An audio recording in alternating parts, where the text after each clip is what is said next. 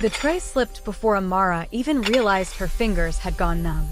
Porcelain shattered across the polished marble floor, the sharp crack echoing down the hallway like a gunshot. Tea spread in thin amber lines, creeping toward the edges of expensive rugs. Conversations died instantly. Even the air seemed to hold its breath. Amara froze. Her heart slammed hard against her ribs, but she didn't move. Didn't breathe. Didn't even blink. At the far end of the corridor, two men in dark suits turned slightly. Guards. Not hotel security. Not regular staff.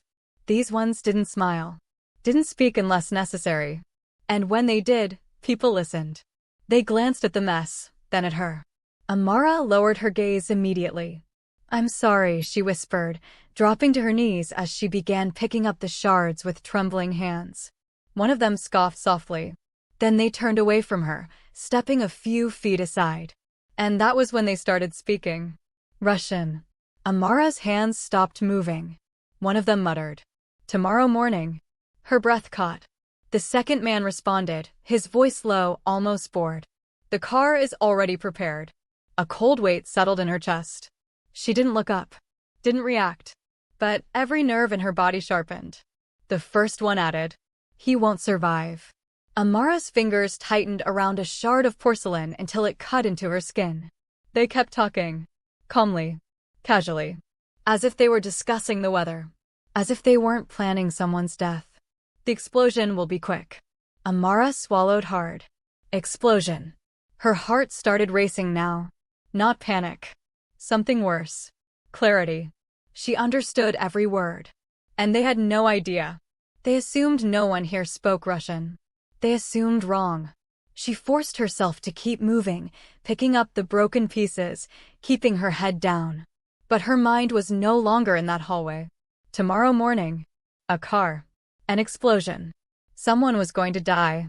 The guards walked away without another glance. And Amara remained on her knees, staring at her own reflection in the polished floor, small, quiet, invisible. But now she carried something dangerous. Something she was never meant to hear. And for the first time since she started working at the Grand Veloris Hotel, being invisible might not save her. Amara didn't sleep that night. She lay on her narrow bed in the staff quarters, staring at the ceiling, replaying the words over and over again. Tomorrow morning. The car is already prepared. He won't survive. Her stomach twisted. Who? Who are they talking about? But deep down, she already knew.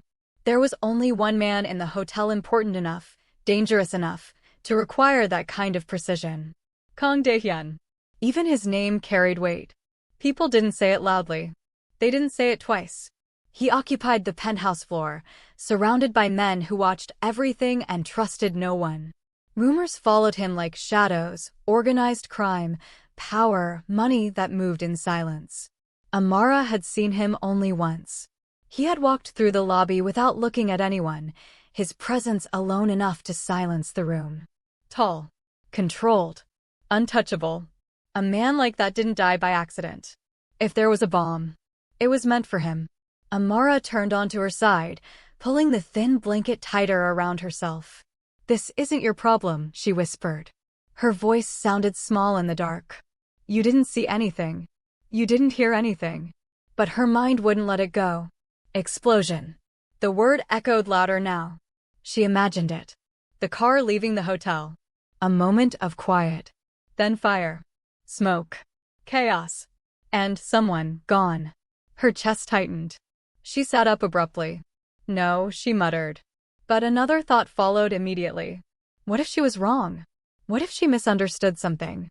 What if she said something, and it backfired? Her job was everything. The money she sent home kept her family afloat. One mistake, one accusation, and she could lose everything. Or worse. Those men. They weren't just guards. They were the kind of people who made problems disappear. And she would become one. Amara pressed her palms against her face. "Stay out of it," she whispered again. But the words felt hollow. Because the truth was simple. If she stayed silent, someone would die. Morning came too quickly. Amara moved through her routine like a ghost. Uniform pressed. Hair tied back. Eyes lowered. But inside, everything felt louder. Every footstep, every glance, every passing second. She watched the lobby carefully, pretending to wipe down surfaces, her gaze flicking toward the entrance every few seconds. Then she saw them. The same two guards from the night before, standing near the main doors. Calm, relaxed, waiting. Her stomach dropped. It was happening. Today. She glanced outside. A sleek black car sat at the curb. Engine off. Driver inside. Everything looked normal. Too normal. Amara's grip tightened around the cloth in her hand. She scanned the lobby again. And then, he appeared. Kang Dae-Hyun. The entire room shifted the moment he stepped in. Not loudly. Not dramatically. Just subtly. People moved aside without being told. Conversations lowered. Eyes avoided his. He walked with steady, unhurried steps, his expression unreadable. Amara's pulse spiked. This was it. If she was going to do anything, it had to be now. Her feet didn't move. Fear rooted her in place. What are you doing? You'll get yourself killed. You don't belong anywhere near him. But then she saw the guards exchange a quick glance. And something inside her snapped. She moved. Fast. Too fast. Sir. The word came out before she could stop it. Everything froze. Heads turned.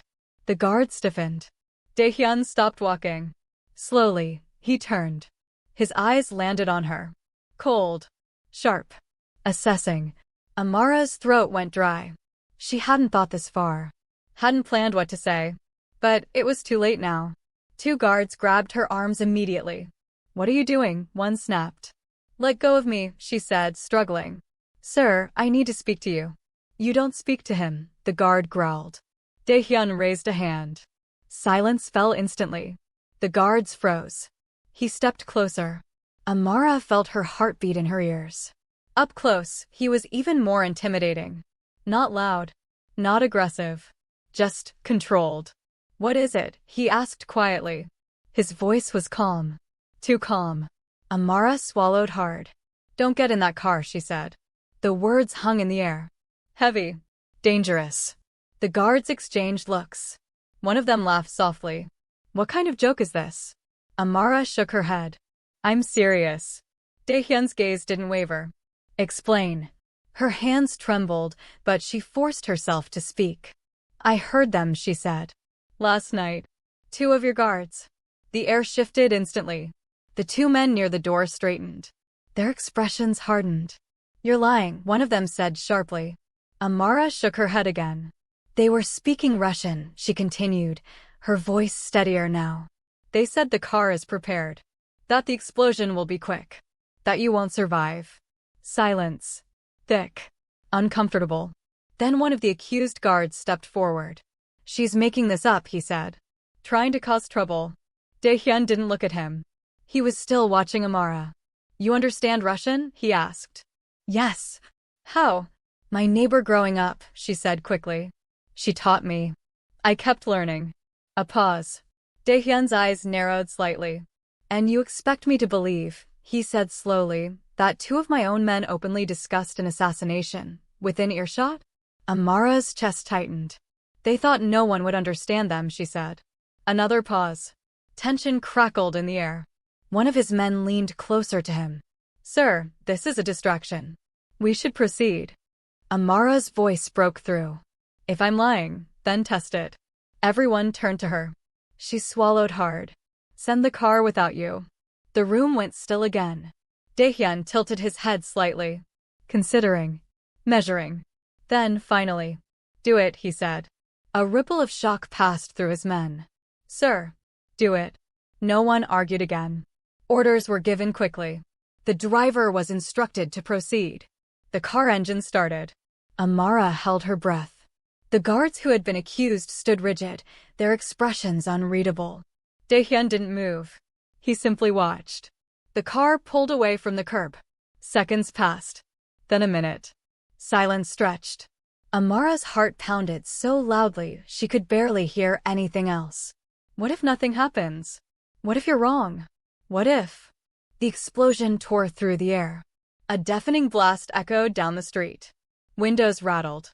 People screamed. Flames erupted in the distance, black smoke rising into the sky.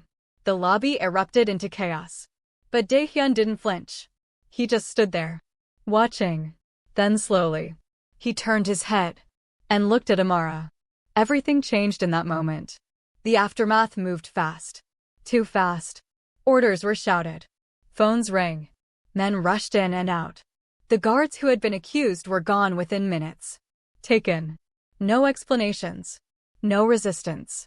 Amara stood where she was, unsure if she should move or stay. Her legs felt weak. Her hands wouldn't stop shaking. She had been right. And somehow, that was more terrifying than being wrong. Dae-Hyun approached her again. This time, there was something different in his gaze. Not warmth. Not kindness. But acknowledgement. You saved my life, he said. Amara shook her head quickly. I just told you what I heard. That is not a small thing. She hesitated. Then asked quietly, what happens now? Dae-Hyun's expression hardened slightly. Now, he said, we find out who else knew. A chill ran down her spine. Because she understood what that meant. This wasn't over. Not even close. He studied her for a moment longer. You cannot go back to your normal life, he added. Her stomach dropped. What do you mean? You heard something you were not meant to hear, he said. And now you're involved. Amara's voice wavered. I didn't want to be. I know, he cut in calmly. But that does not change reality. Silence. Then he said something that made her chest tighten. You will come with us. Her eyes widened. What? For your safety, he said. Amara let out a shaky breath. Or your control, she asked quietly. For the first time, something almost like a faint smile touched his lips. Both. She hesitated. Every instinct told her to run. To refuse. But where would she go? Who would protect her? The people behind the explosion were still out there. And they knew. They had to know. She nodded slowly. Okay. The car ride was silent. Amara sat in the back, her hands clasped tightly in her lap. The city passed by outside, but she barely noticed it. Her life had changed in less than 24 hours. One moment she was invisible. The next, she was sitting beside one of the most dangerous men in the city. Are you afraid? Dae-Hyun asked suddenly. She let out a small, humorless laugh. Yes. Good, he said. She blinked. That means you understand the situation. She turned to him slightly. And you're not afraid? He looked ahead. Fear is useful, he said. But it does not control me. Amara studied him for a moment.